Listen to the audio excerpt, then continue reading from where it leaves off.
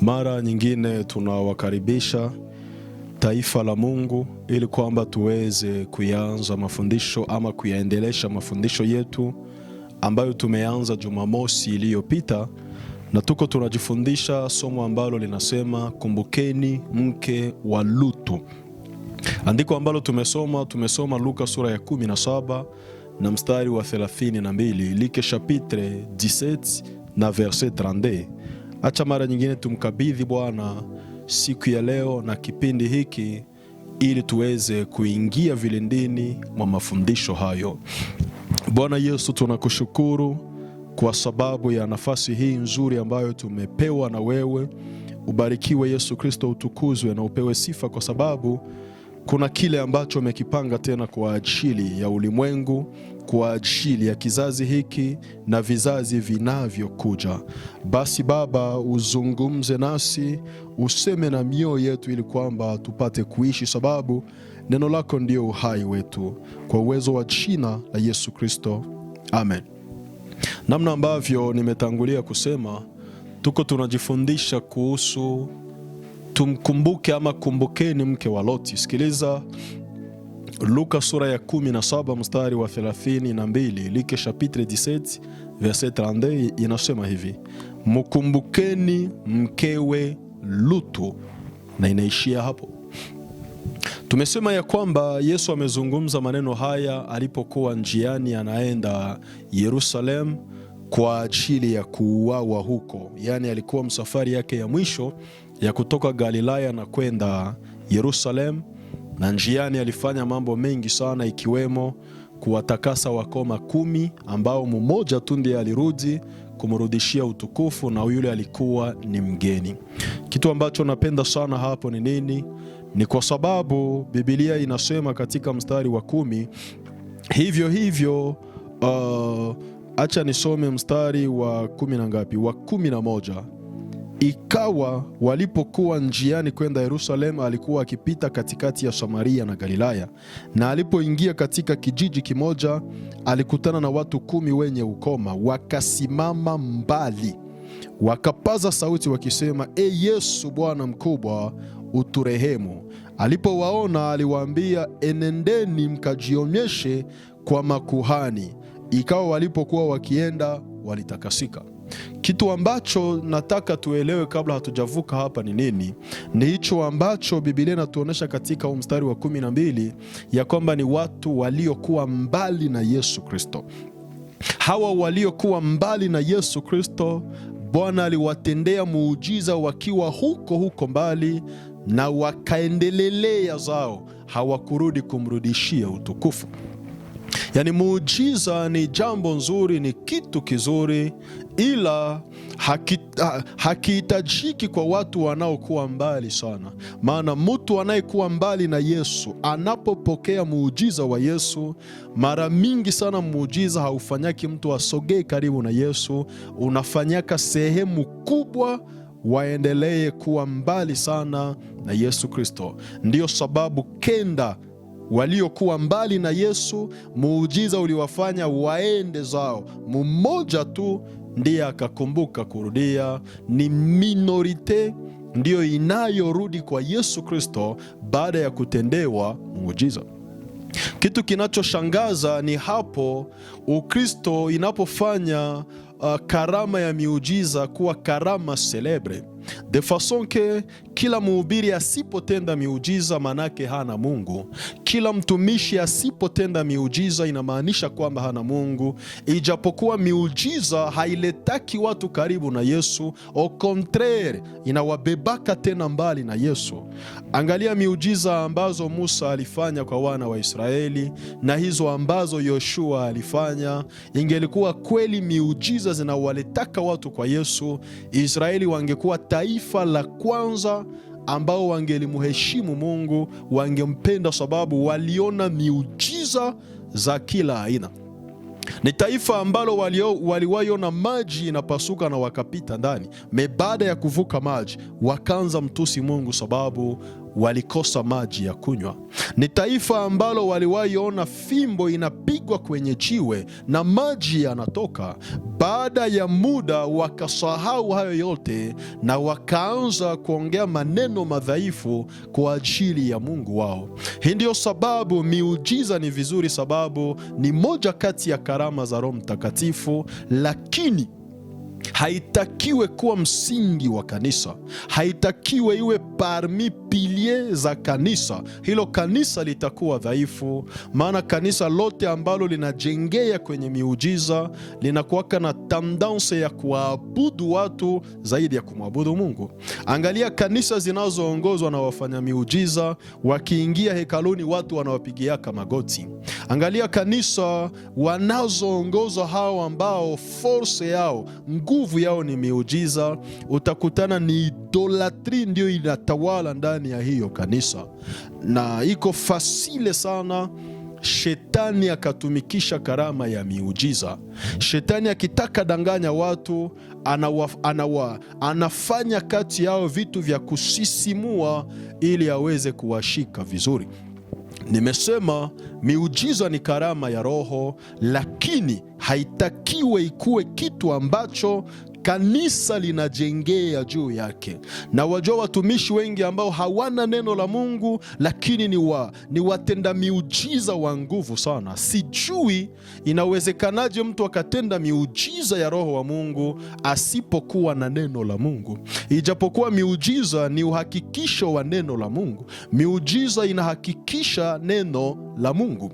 Kwa hiyo kanisa lisipokuwa na neno, likitendewa miujiza, hizo miujiza zitasaidia watu waende mbali sana na Mungu. Baada ya Mafarisayo kuona muujiza aliyoutenda Yesu, walikuja wakamletea swali la kumjaribu. Walimuuliza kuhusu ufalme wa Mungu. Hayo tumeyatafsiria Jumamosi ambayo imepita. Na katika namna ya Yesu kuwajibu, aliprofite mara moja kuzungumzia habari za nyakati za mwisho. Aliprofite kuwafundisha kuhusu picha ambayo ulimwengu utakuwa nao kabla siku ya mwana wa Adam haijatimia. Na Yesu amekamata matukio mawili makubwa, evenema mbili za maana, anazichukua comme reference.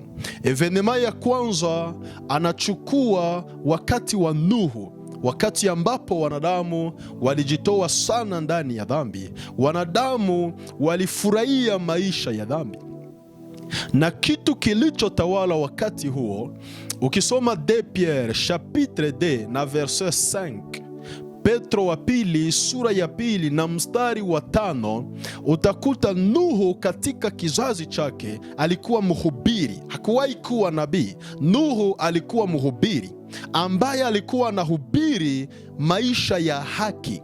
Alihubiri watu kuhusu haki, waishi maisha ambayo yalimpendeza Mungu, lakini walikuwa wanamcheka, walikuwa wanamdhihaki. Alipokuwa anajenga safina, aliwaonesha wanadamu mfumo wa maisha ambao wanatakiwa kuishi, stile ya maisha ambayo Mungu alifurahia waishi, lakini wao wakamwona kama mwenda wazimu, wakamwona kama mtu aliyeelewa, wakamwona kama mzee ambaye mvinyo umemjaa mpaka hapo hajui tena kutofautisha maneno anayotakiwa kusema na ile asiyotakiwa kusema. Watu walimcheka, ingalao walikuwa anawaambia vitu ambavyo walitakiwa kusikia na kuelewa.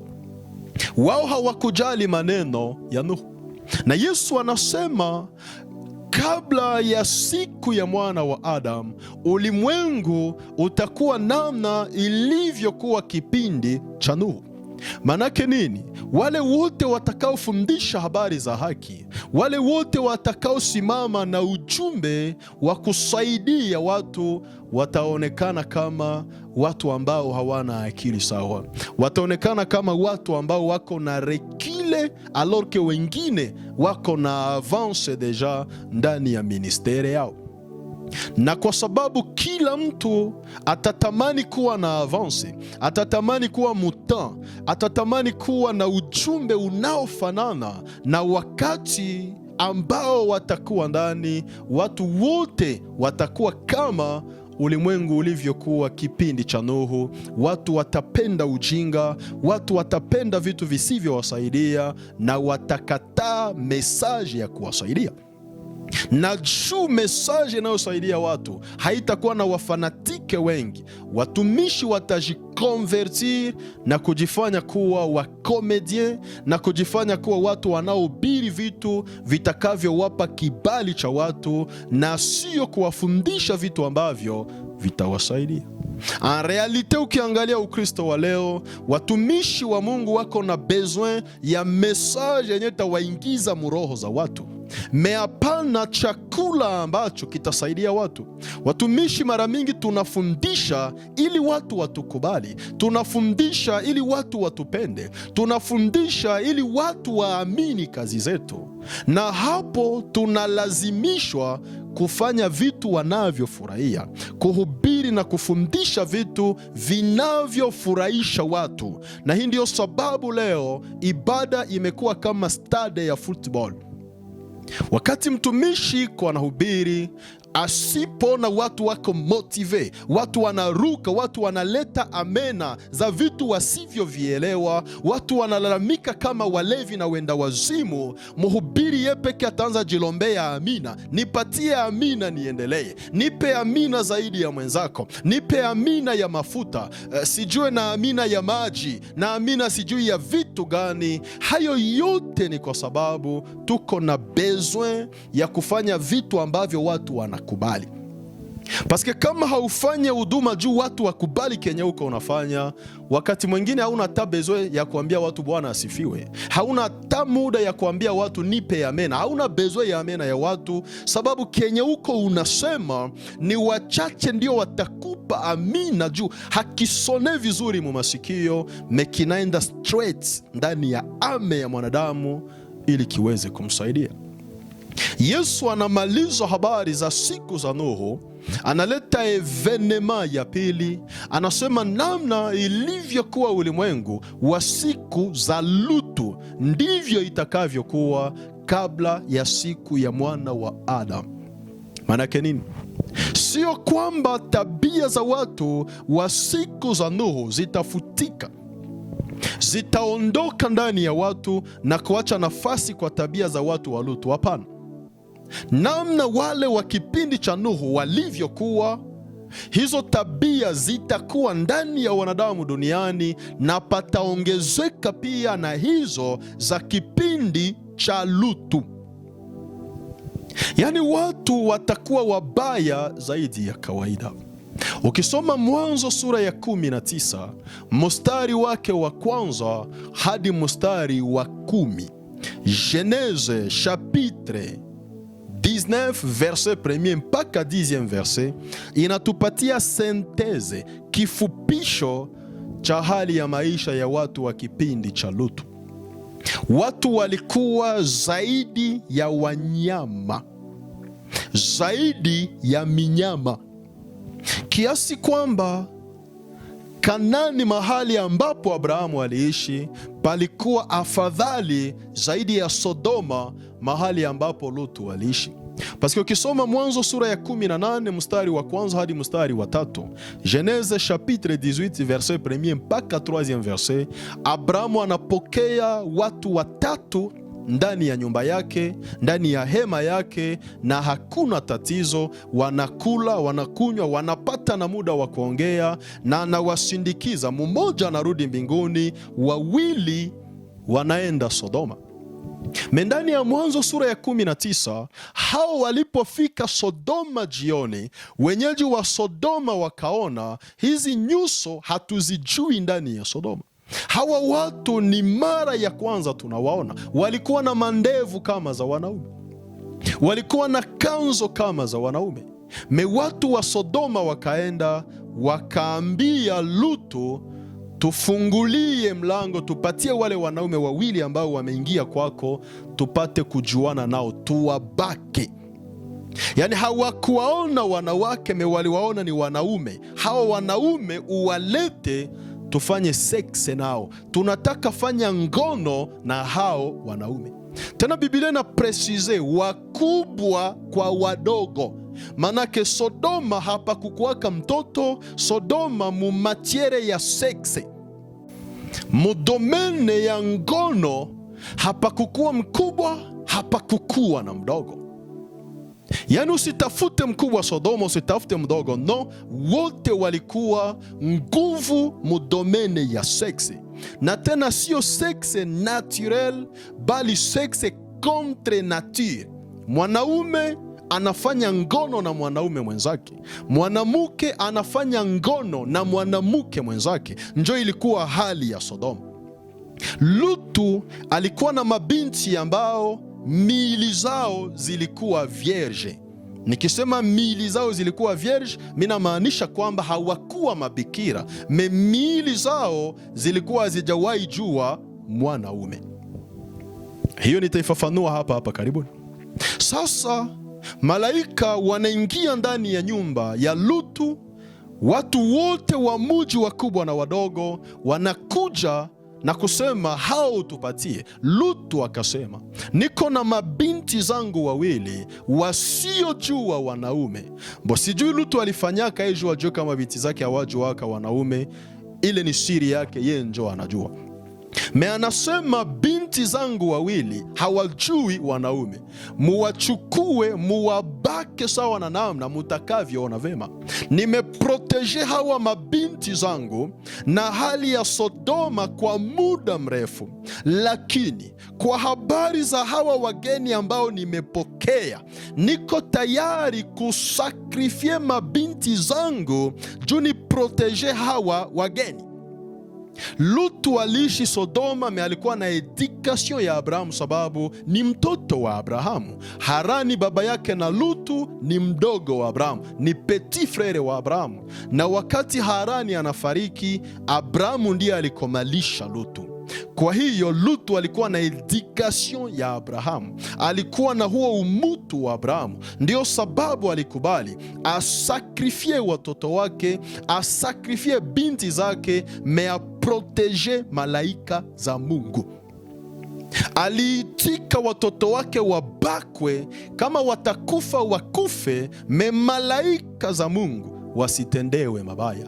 Wenyeji wa Sodoma hawakuwa na bezwe ya kuzini na wanawake, hawakuwa na bezwe ya kudevierge wafie, walikuwa na bezwe ya kuviole malaika, wabake malaika mpaka wasikie guu ya malaika wa mbinguni. Inakuwa namna gani? Sasa Lutu akanegosie mpaka watu wakaonekana kuwa wakali sana.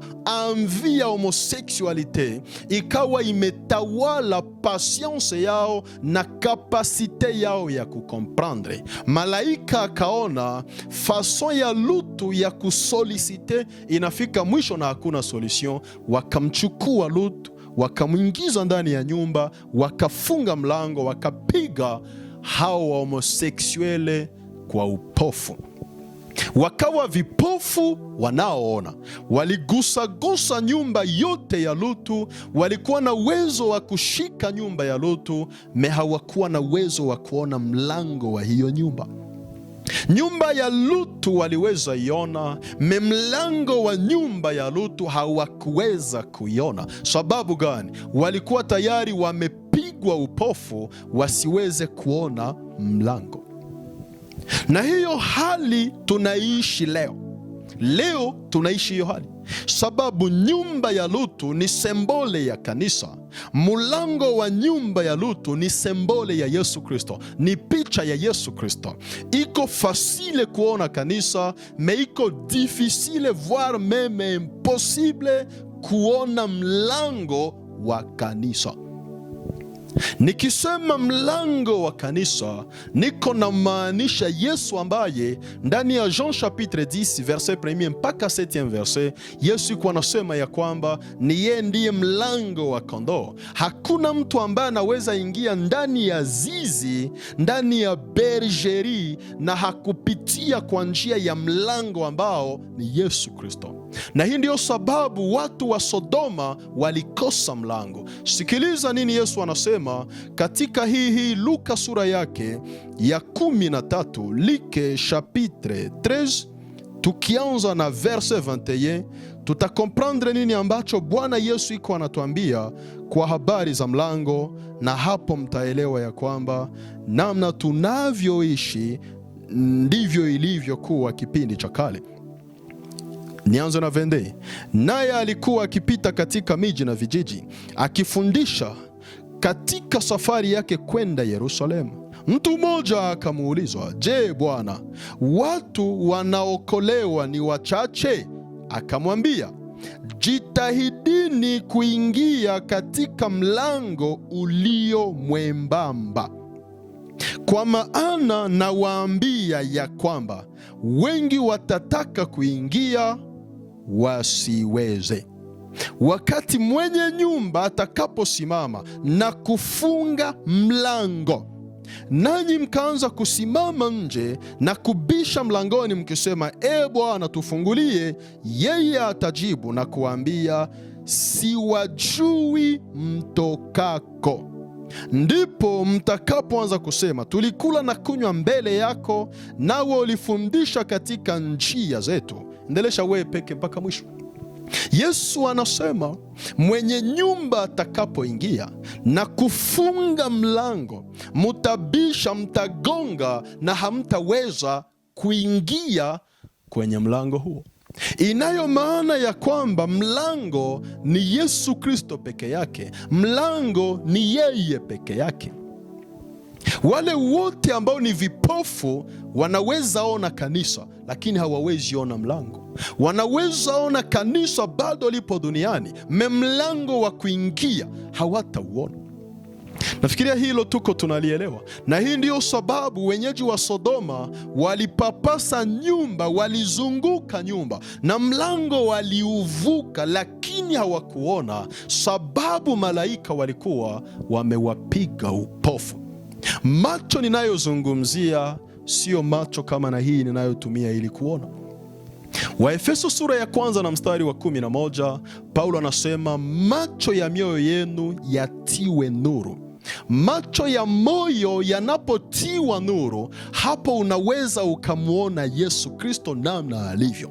Unajua leo iko fasile watu wakaone vitu wanavyotaka kuona na wasimuone Yesu, sababu wengi ni vipofu. Hii ndio sababu wengi hawakuji kwa Yesu juu walipitia kwa Yesu, wanakuja kwa Yesu juu waliona miujiza, hapana juu walimuona Yesu. Juu waliona unabii, hapana juu walimuona Yesu. Juu waliona mtumishi wa nguvu, na hapana juu walimuona Yesu. Na hii ndio sababu nyumba ya Lutu haina watu wengi ndani, wengi wanajaa nje, wakizunguka nje, sababu wao ni vipofu.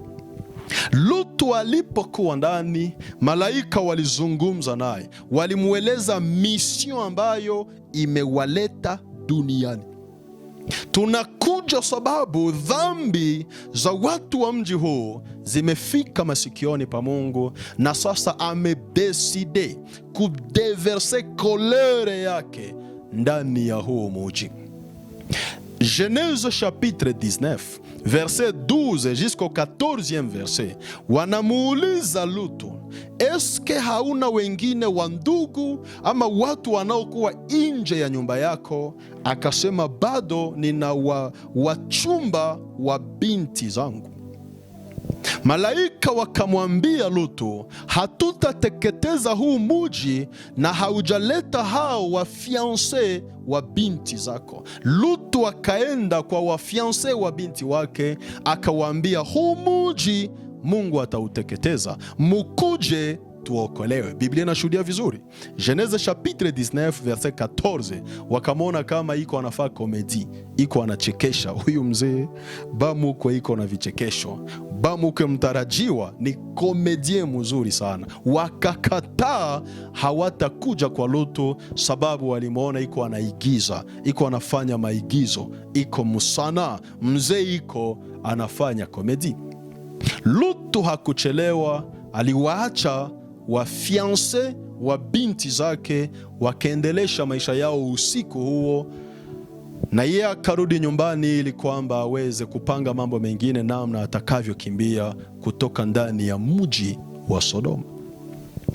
Ukisoma 2 Pierre chapitre 2 verset 6 mpaka 8e verset, Petro wa pili sura ya pili mstari wa 6 mpaka mstari wa 8, utakuta namna Petro anavyoshuhudia habari za Lutu ndani ya huo mji wa Sodoma. Niruhusu nikusomee hii ili kwamba uweze kuelewa nini ambacho Petro iko anazungumzia. Verset 6 inasema hivi: tena akahihukumu miji ya Sodoma na Gomora, akiipindua na kuifanya majivu, ikakuwa sandre, akaifanya iwe ishara, iwe alama, iwe sinye kwa watu watakaokuwa hawamchi Mungu baada ya haya. Sodoma ni image, ni picha ya namna Mungu atakavyofanya ulimwengu wa wale ambao hawatamuogopa. Akamwokoa Lutu, yule mwenye haki aliyehuzunishwa sana na mwenendo wa ufisadi wa hao wahalifu. Maana mtu huyu mwenye haki akikaa kati yao, kwa kuona na kusikia, alijitesa roho yake yenye haki siku baada ya siku kwa matendo yao yasiyo na sheria. Yaani Lutu ndani ya Sodoma aliteseka sana.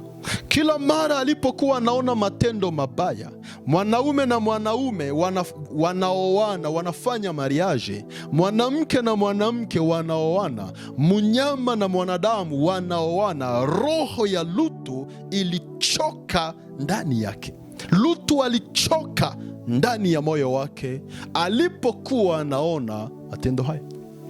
Hii ndio sababu ilikuwa ni deliverance ya kabambi sana malaika walipokuja ndani ya nyumba ya Lutu na kumwambia, jiandae kuondoka, sababu tunataka tuteketeze wale wanaokusababishia uchungu na huzuni siku baada ya siku ndani ya moyo wako, sababu ya matendo yao mabaya. Kwa Lutu ilikuwa ni deliverance, sababu alikuwa ametoka kati ya watu ambao hawakuwa na mwenendo bora. Kwa wengine, wakati Lutu alitaka wasaidie, walimwona kuwa komedien, walimwona kuwa anayechekesha, mtu wa vichekesho. Na sasa Yesu anasema ndani ya Luke chapitre 17 verset 27 kushuka mpaka 30e verset, namna zilivyokuwa siku za Lutu pia ndivyo itakavyokuwa kabla mwana wa Adam hajakuja. Kabla ya siku ya mwana wa Adam, namna wanadamu walivyokuwa siku za Lutu ndivyo watakavyokuwa kabla ya kuja kwa mwana wa Adam. Leo wanadamu ni wabaya zaidi ya namna walivyokuwa siku za Lutu, sababu Biblia haituoneshe wa nekrofile kipindi cha Lutu. Nekrofile ni wale wanaofanya ngono na maiti, wanaofanya sekse na maiti. Mtu amekufa, wanafanya naye sekse juu ya kurenforce kapasite zao katika ulimwengu wa giza. Hii ndio sababu utaelewa kwa nini morgue inakuwaka na wasekirite, kwa nini makaburi zinakuwaka na wasekirite. C'est parce que pako wa nekrofile katika dunia ya leo, watu ambao wako tayari kufanya ngono, kufanya tendo la ndoa na maiti. Pako wa pedofile, watu ambao wanafanyaka pedofili, yani anaweza akazini baba mzima wa 50 anazini na mtoto wa 3 ans ya kuzaliwa, anazini na mtoto wa 5 ya kuzaliwa. Imagine douleur yenye huyu mtoto atasentir. Leo ulimwengu umeharibika zaidi ya namna ilivyokuwa nyakati za Lutu. Leo dhambi zimepanda mudimension ya juu sana. Wanaume wanajigeuza wanawake, wanawake wanajigeuza wanaume, wazee wanajifanya vijana, vijana wanatamani kuwa wazee. Hakuna mtu katika ulimwengu wa leo, sirtu ulimwengu wa pagani, anayeendelea kufurahia namna Mungu alivyomuumba. Hii ndio sababu wanaume wanajaribu mpaka na kubadilisha viungo vyao vya asili, maumbile yao ya asili, ili wawe wanawake. Kadhalika wanawake wanabadilisha maumbile yao ya asili ili wawe wanaume. Tunaishi katika ulimwengu ambao watu ni wabaya, watu wameharibika, dhambi zimefika mudimension ya juu sana, na kipindi hicho kanisa limezama ndani ya distraction. Kanisa liko mu distraction yenye haiko ya kawaida, me ulimwengu uko serious mwenye wako wanafanya. Ulimwengu unazidi kupandikiza mbegu ya uharibifu, kanisa linazidi mu distraction ya kuombea mahitaji na kuombea maisha ya watu yafunguliwe na kuombea utajiri wa ulimwengu huu, alorke ulimwengu wenyewe uko unapotea taratibu na tuko tunauona. Namna zilivyokuwa siku za Lutu ndivyo zitakavyokuwa kabla Yesu hajakuja. Namna zilivyokuwa siku za Nuhu ndivyo zitakavyokuwa kabla Yesu hajakuja. Leo tuko tunaishi na petetre mimi nadhani imezidi hata mara 10 ubaya uliokuwa kipindi hicho. Kama Mungu hakuwa na huruma kwa wanadamu wa kipindi hicho, aliwateketeza kwa moto ili iwe ishara, iwe alama kwa wale watakaoiga matendo ya Wasodoma, kwa wale watakaoiga matendo mabaya. Inamaanisha ya kwamba na wale wa kizazi hiki hawatapona, na watu wa kizazi hiki wasiomwogopa Mungu, wanaoenenda vibaya, na wao hawatapona, lazima wataanguka ndani ya kasirani ya Mungu. Sasa Lutu anaokolewa, malaika anamuondosha yeye pamoja na mke wake na binti zake wawili, sababu hakuneemishwaka kuzaa garson, alikuwa na mabinti wake wawili. Wanaanza safari ya kwenda Zoari, wanatoka Sodoma wanaenda Zoari. Biblia inashuhudia hivi, Mwanzo sura ya 19 mstari wa 23 hadi 26, Genèse chapitre 19 verset 23 jusqu'au 26e verset. Biblia inatuonesha ya kwamba asubuhi Lutu akaondoka pamoja na binti zake na mke wake. Hawakutoka na utajiri. No. Ukisoma Genèse chapitre 19 na verset 17, Mwanzo sura ya 19 na mstari wa 17, malaika alikuwa clear, alisema jiokoe nafsi yako mwenyewe, ondoka kwa usalama wa nafsi yako mwenyewe. Hapana nafsi ya utajiri, hapana kwa usalama wa utajiri, okoa nafsi yako. Alorke tukikuwa na memoire ambayo haitasahau haraka, katika Mwanzo sura ya 13, Genèse chapitre 13 6e verset mpaka 10e verset, Lutu alijitenga na Abrahamu juu ya utajiri. Aliachana na baba yake juu ya utajiri. Utajiri wao ulipoongezeka ukawa mwingi, wachungaji walianza mizozo kati yao. Lutu akajiunga sehemu ya wachungaji wake, akawa mkali, akawa asiyeonesha adabu kwa baba yake mkubwa. Abrahamu akamwambia, njia zetu ziachane. Ukipita kushoto nitapita kuume, ukipita kuume nitapita kushoto. Chagua, nchi ni kubwa mbele yetu, nenda mahali ambapo utaona pana kufalia. Lutu akaona Sodoma ilikuwa bonde nzuri sana, mahali palipopendeza, sababu palikuwa maji na majane kwa ajili ya mifugo yake.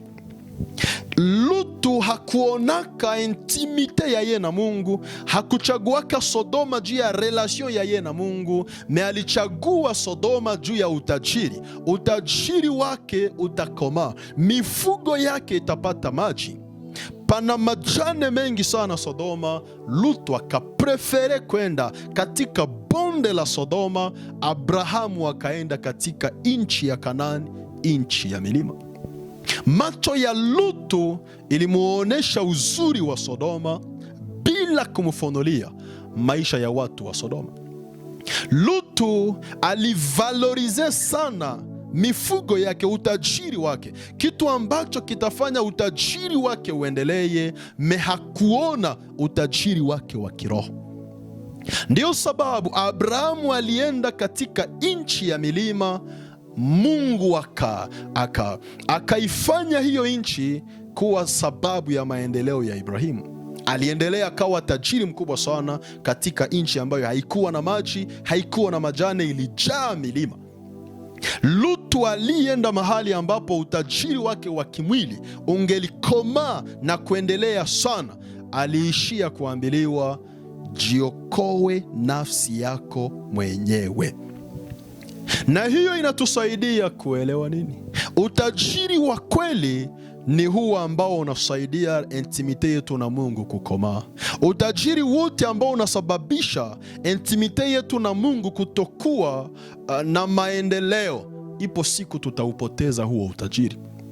Lutu alitoka Sodoma, hana hata kondoo, hana hata ngombe, vyote aliviacha Sodoma.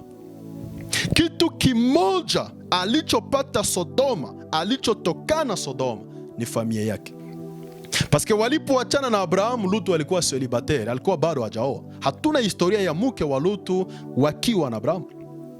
Alipofika Sodoma, alioa mke wa Sodoma, alioa binti wa Sodoma, akazaa pia watoto wa Sodoma huko.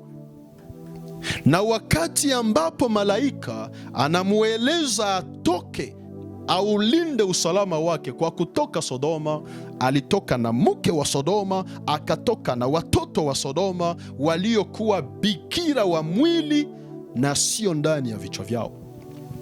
Huyo mke wake wanaenda, Biblia inashuhudia Mwanzo ya 19 mstari wa 26, Genese chapitre 19 na verset 26. Yeye alikuwa nyuma ya Lutu, alikuwa nyuma ya Lutu, na Lutu na watoto wake wako mbele. Yule aliyekuwa nyuma akatazama nyuma, akageuka nguzo ya chumvi. Nini kilichomfanya huyu mama atazame nyuma? Ni kwa sababu mahali walipokuwa wakienda hapakukuwa kitu kwa ajili yake. Familia yake yote ilikuwa Sodoma. Baba yake alikuwa Sodoma, mama yake alikuwa Sodoma, richesse yake yote ilikuwa Sodoma, relation zake zote zilikuwa Sodoma, kila kitu chake kilikuwa Sodoma. So kutoka Sodoma haikukuwa rahisi. Alitoa mwili Sodoma, kichwa chake, mawazo yake, kila kitu cha maana cha maisha yake kilibaki Sodoma. Hii ndio sababu hakuwa na imani kabisa na ya asilimia na maneno ya malaika. Niangalie kwanza nyumba ya baba yangu, niangalie kwanza nyumba ya marafiki zangu. Akageuka nguzo ya chumvi. Na Lutu akaendelea na watoto wake wawili. Walipofika huko Zohari, mahali ambapo Mungu aliwaongoza, Lutu akaona ni vitu vya aibu sana yeye tajiri kubaki maskini, akaendelesha mpaka ndani ya pango. Na walipofika huko, wa vierge, mabinti wasiojua mwanaume, Genese chapitre 19 verset 31 mpaka 36e verset mpaka 38e verset, wote wakawaza na kusema, baba yetu ni mzee, hana garson, hatuna garson huko wa kuzaa na sisi, tubake baba yetu tuzae naye watoto, jina la baba yetu lisije likapotea. Wakalewesha Lutu, wakamuviole, wafie wa vierge wakaviole baba yao. Mkubwa akaanza akabaka baba, mdogo naye akabaka baba, wakazaa watoto wawili, Ben-Ami na Moabu. Hao ndio wana wa Amoni na wa Moabu unaowasoma ndani ya Biblia. Yani walikuwa ni mabikira tu wa mwili juu, walikuwa hawajawahi lala na mwanaume. Kichwa chao kilikuwa kinajua kila kitu, paske misi yawahi itika kama fie vierge anaweza kuwa na hiyo bubandi, hiyo ushindikana ya kulewesha baba yake mzazi, kisha ye peke anajibakia baba yake, ye peke anajifanyizia sexe na baba yake mzazi. Hawa ni mabikira wa Sodoma. Na unajua leo tuna mabikira wa Sodoma. Bikira wa Sodoma ni bikira gani? Ni fie mwenyeko vierge paske mwanaume hajawahi ingia ndani ya mwili wake, me anajua kila kitu kuhusu mapenzi, kila kitu kuhusu ngono anajua, sensation, plaisir ya seksi anaijua, me hajawahi lala na mwanaume. Hauko bikira, ni uongo. Paske bikira haiko tu mwili ambayo mwanaume hajawahi ingia ndani, me ubikira ni ndani ya kichwa kwanza, unaanzia ndani ya kichwa.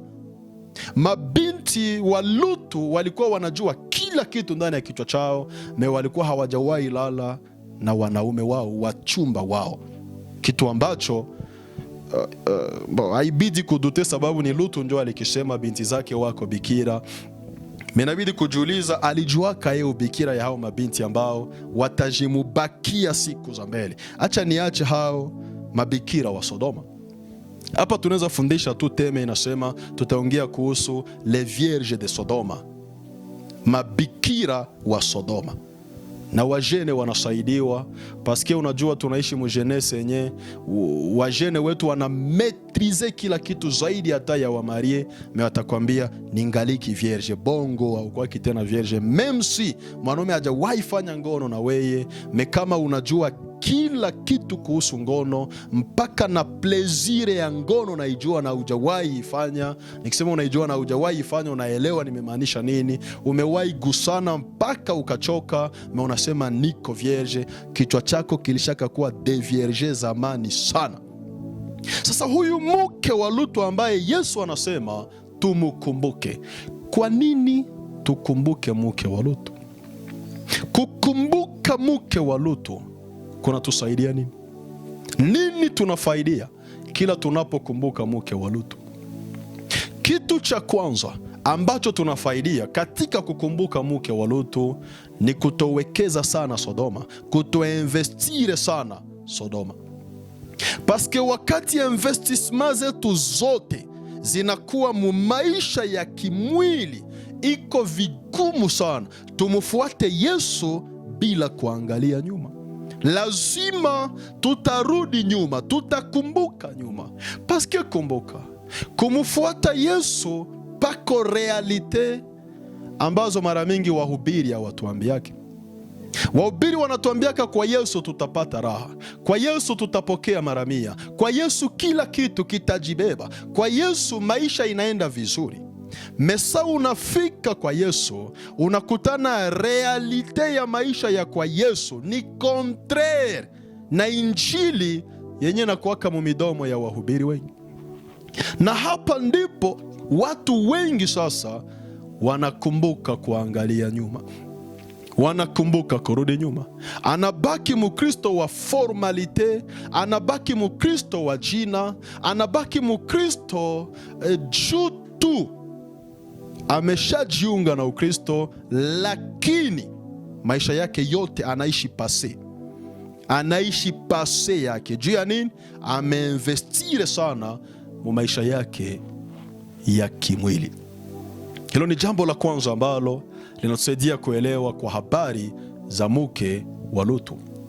Kitu cha pili ambacho tunaelewa kwa habari za mke wa Lutu ni wakati tunaenda mbele, inabidi tumufere confiance Mungu. Mungu aliyetuokoa na maisha yetu ya kale ndiye Mungu ambaye tunatakiwa kuenda naye mpaka mwisho. Peu importe vile ambavyo tutavikuta ndani ya njia, tutaavanse mbele na wala hatutarekile. Tutaona mbele na wala hatutorudi nyuma. Kuna vitu vingi sana vinavyotushawishi tuangalie nyuma maisha yetu ya zamani, tuangalie ukahaba mahali tulipotoka, tuangalie maisha ambayo tulikuwa tukiishi kabla hatujamfuata Yesu Kristo. Kama tunamfere confiance Mungu, tutaenda mbele pasipo kuangalia nyuma. Kitu kilichowaangamiza wana wa Israeli ndani ya jangwa ni nini? Ni watu ambao walizoea kuangalia Misri sana. Kila walipokutanana na probleme, walikuwa wanamwambia Musa, Misri hatukukuwa hivi. Misri tulikuwa tunakula vinono. Misri eske hapakukuwa makaburi kusudi tulete tukufie ndani ya hii jangwa? Misri eske palikosekana nini? Ni watu ambao walitoka Egypte na Egypte ndani ya vichwa vyao.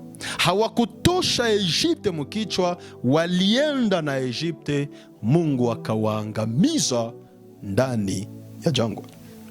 So kanisa linatakiwa kukumbuka mke wa Lutu. Kitu cha tatu, hukumu ya Mungu haina mzaa. Judgment ya Mungu haina mzaa. Mungu anapoamua kupiga, anapigaka kikamilifu. Imagine mke wa mtumishi wake, mke wa Lutu, alimugeuza stati ya chumvi, alimugeuza nguzo ya chumvi, na maisha yakaendelea, na Mungu akabaki kuwa Mungu. Unajua, mara mingi sana watu wanasikiaka habari za hukumu ya Mungu, wanaona kama ni komedi, ni vitu ambavyo tulianza kavisikia vishakasemewa. Judgment ya Mungu iko na nguvu. Surtout kwa wale ambao wanaonaka ukweli wa neno la Mungu kama ni komedi, un jour mtakutanaka na ule Mungu wa wakomedien, ule Mungu wa wale ambao mulikuwa munazania wako wana joke, un jour mtakutanana nao. Habari za mke wa Lutu hasa zinatusaidia nini mutopike yetu ambayo tuko nayo? Zinatusaidia kuelewa habari za enlèvement, unyakuo wa kanisa la Yesu Kristo. Sababu Nuhu na Lutu ni picha ya Yesu, ya kanisa la Yesu Kristo. Nuhu na Lutu ni picha ya kanisa la Yesu Kristo. Muda wote ambao Mungu alitaka apige ulimwengu, alikuwa anaondosha kwanza wenye haki wake ndani ya ulimwengu huu. Muda wote ambao Mungu alitaka aadhibu, alikuwa anaondosha wenye haki wake kwanza. Alikuwa na avertir, anaambia wanadamu habari za hukumu inayokuja.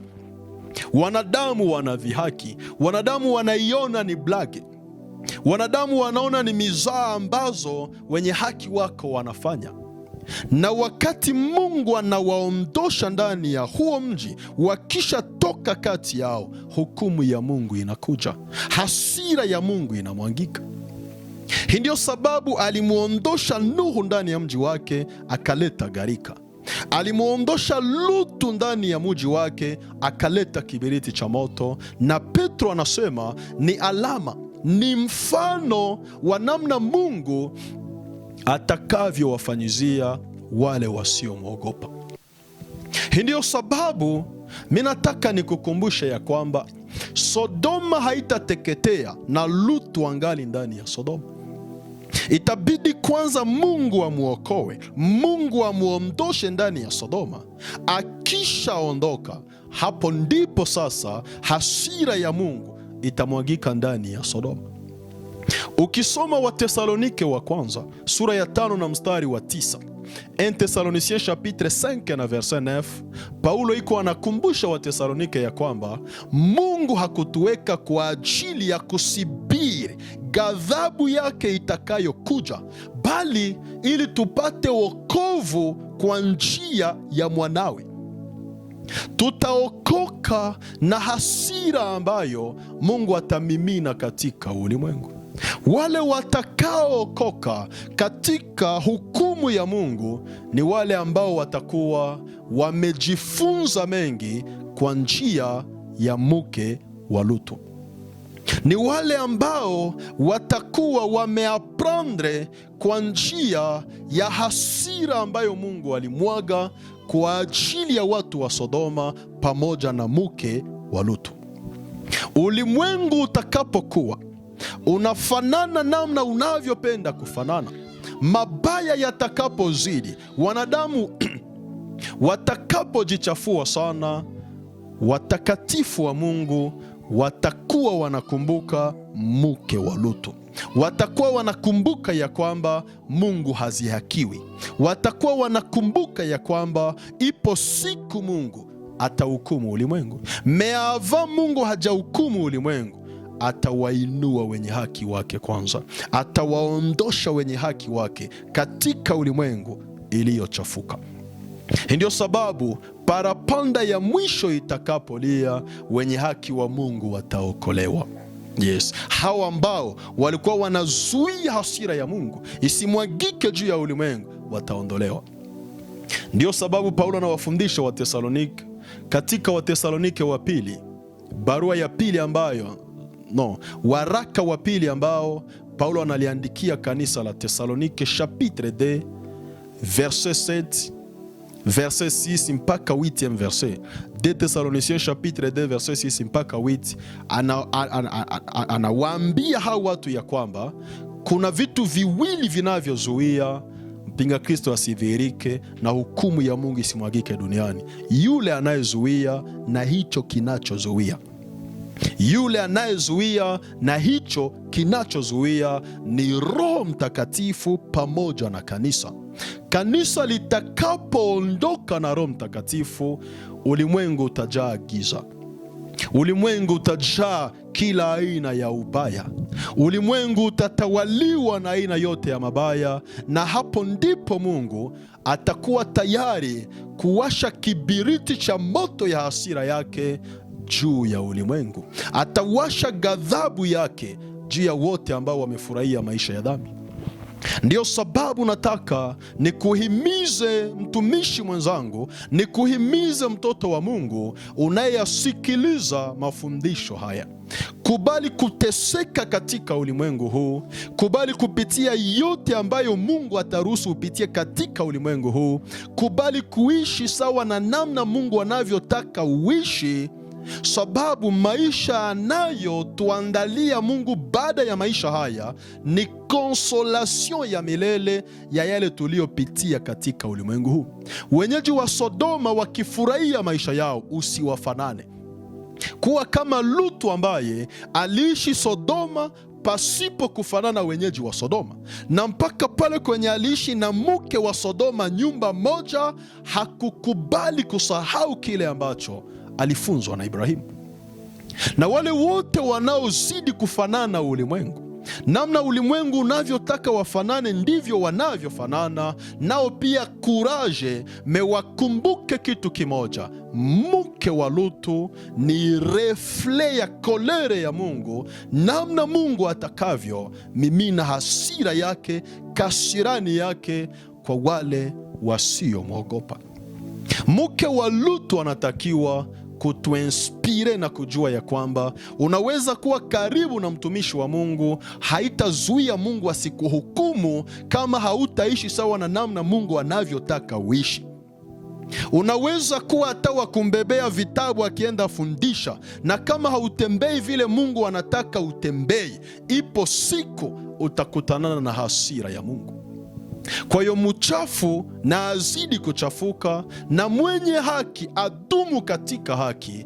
Ipo siku Mungu atamlipa kila umoja sawa na yale ambayo anastahili. Kwa hiyo tunahitimishia hapo somo letu, mke wa Lutu. Nina uhakika ya kwamba imekuwa msaada kwa ajili ya wengi, na ninaamini ya kwamba Mungu wa mbinguni atatumia mafundisho haya kwa ajili ya kurekebisha maisha ya watu wengi, ili waelewe ya kwamba hasira ya Mungu ni ya kweli. Kasirani ya Mungu inakuja kwa ajili ya wabaya. Basi acha tumshukuru Mungu ili tuweze kuhitimisha somo hili. Asante Yesu Kristo kwa kutusaidia kujifundisha kwa njia ya mke wa Lutu, ambaye hakuliamini neno lako, ukampiga sawa na namna alivyostahili. Alikuwa pamoja na mtumishi wako, lakini hata hivyo aliangamia katika Sodoma, sababu akili na mawazo yake vilikuwa nyuma. Saidia mtazamaji wa kipindi hiki, msikilizaji wa mafundisho haya, kutoa akili yake nyuma, asiangalie vile ambavyo vimebaki katika ulimwengu, asiinvestire sana katika maisha ya dunia hii, bali ya kuangalia na kukuamini Mungu uliyetuita kutoka ndani ya maisha ya dhambi na kuja kuishi kulingana na namna unavyokusudia. Mafundisho haya Bwana yawe msaada kwa ajili ya taifa lako, kwa jina la Yesu Kristo, amen. Mungu wa mbinguni awatendee mema.